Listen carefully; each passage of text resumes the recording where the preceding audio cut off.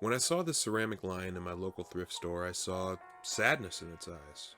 Features unpronounced, eyebrows painted on, a life unfulfilled. I knew I had to save him from sitting on some grandma's knick-knack shelf for all eternity. I wanted to transform him into the triumphant king of the jungle he was always meant to be.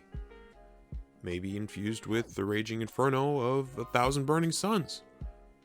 Because why not? So I start off covering the body with beige super Sculpey, making sure to keep the lion's original shape while adding a bit of muscle definition to the legs.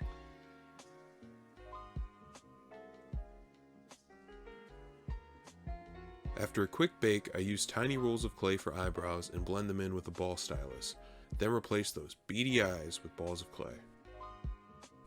For the top of the snout, I blend in a chunk of clay with a color shaper. Then, I take tiny pre-baked clay fangs and place them into the roof of the mouth.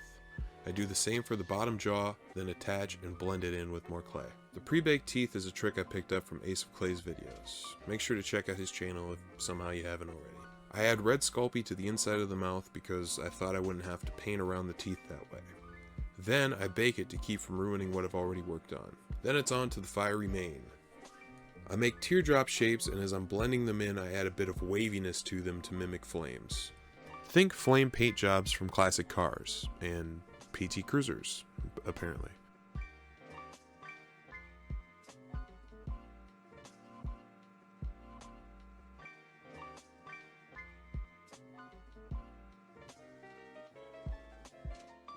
Off camera, I made a fireball to glue to the end of the tail with a bit of Sculpey Bake and Bond.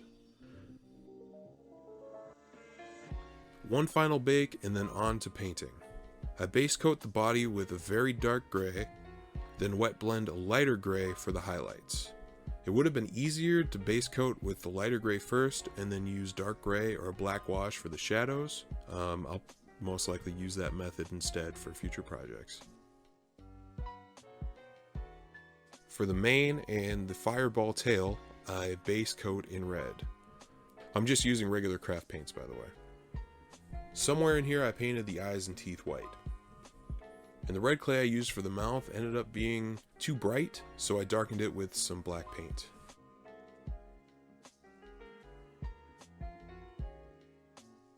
I go from red on the flames to orange. I first tried dry brushing but got impatient, so I just painted the orange on the edges and raised parts of the flame, leaving the recesses red.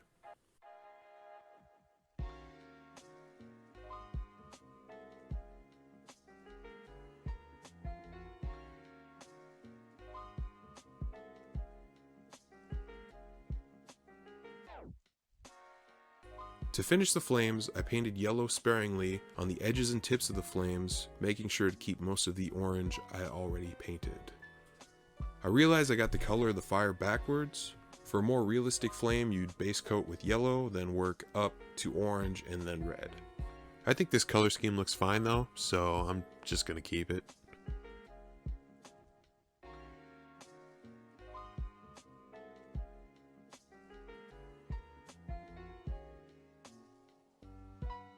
I apply super glue to the base and sprinkle on construction sand and lock it in quickly by spraying super glue activator. I do that for the whole base, making sure not to get any sand on the tail or paws. Then I use watered down brown paint to cover the sandy base.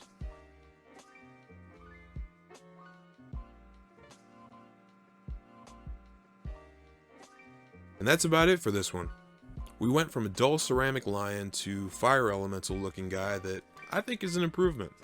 Let me know what you think in the comments below. And if you have any suggestions for future videos, throw those in there too. I spent most of this project making it up as I go.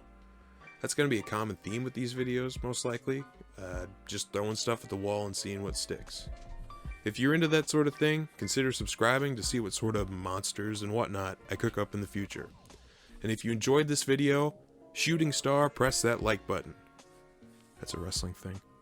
Thanks for watching, and I'll catch you in the next one.